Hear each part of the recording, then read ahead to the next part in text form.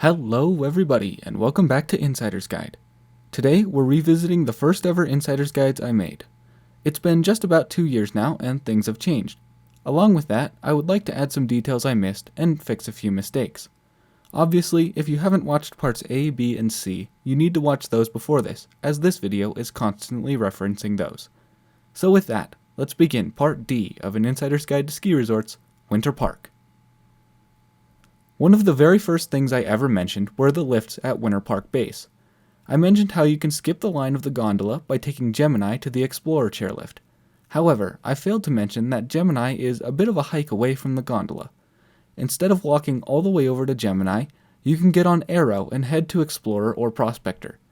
Do beware that in the past few years, Explorer has seen a marked increase in usage, so I would recommend taking the gondola unless you'll be able to get to Explorer by 9:30. The gondola is super nice to lap in the afternoon, as it almost never has any lines even on peak days after about 11 or noon. I like to use Whistle Stop to High Lonesome to get to Panoramic. Most people off of the gondola and Explorer who want to get to Pano go down Sober Englishman and take Super Gauge.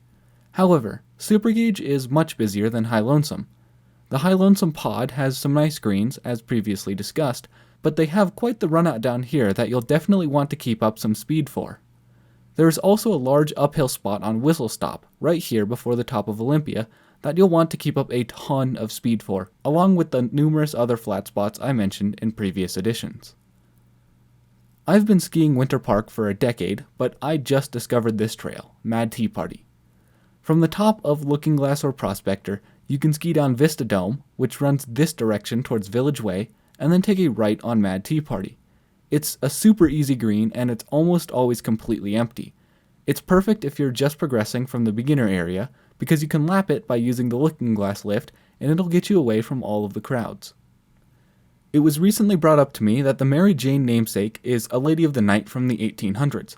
I'm not trying to get on YouTube's bad side, but the comment is on screen right now if you want to pause and read it. Thank you to Chris K for enlightening us.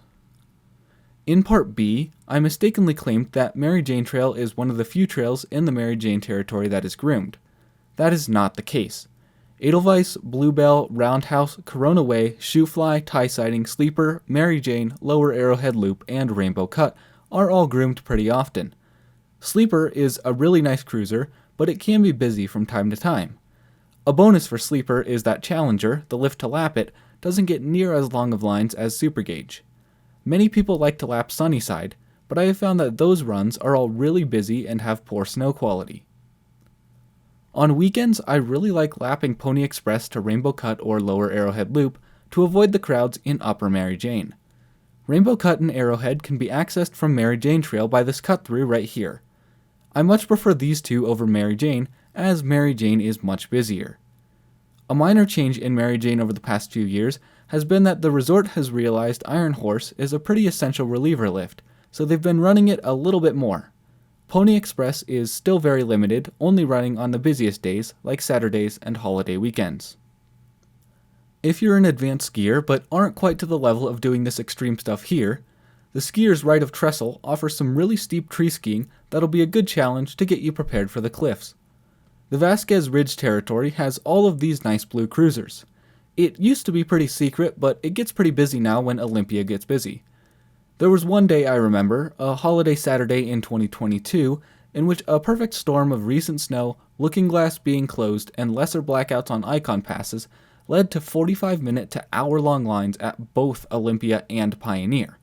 However, Pioneer is being replaced with a six-pack this summer, which should help alleviate both Olympia and Pioneer's lines. It will have a mid-loading station, which will also get rid of the pushing required along the bottom of this run, Big Valley. I'm just crystal balling here, but I predict that only every third or fourth chair will be sent empty to the new mid. That means that lines will move much faster at the base than the mid. When this new six-pack goes in, if there's a big line at the mid station, my prediction recommendation is that if you're willing to push along Big Valley, you can skip the big line by going to the bottom. Going a little bit more in detail than I have in the past, let's talk about Eagle Wind. Eagle Wind is primarily glade skiing, with some moguls in the more open parts. It's not too crazy steep, but it certainly deserves its Black Diamond designation. While it is technically possible to access Eaglewind directly from Lunch Rock by taking Switchyard to the Thunderbird Traverse, I would highly recommend accessing Eaglewind from Panoramic Express. Thunderbird is more open than the other runs in Eaglewind and is marked more by moguls than trees. Egress is a super narrow runout. I would highly recommend taking the Eaglewind lift instead of pushing all the way down to Pioneer. Eaglewind is great if you're an advanced skier because it's not too crowded and the lift stops way less than others due to a lack of beginner misloads and misunloads. Well, that's about it for Winter Park. It's crazy how much this has changed since those first videos, but also how little has changed at the same time. I'll see you all again in a few years for another update. Thank you all for watching and for all of your support. As always, please leave any questions down below. All my love, I'm out.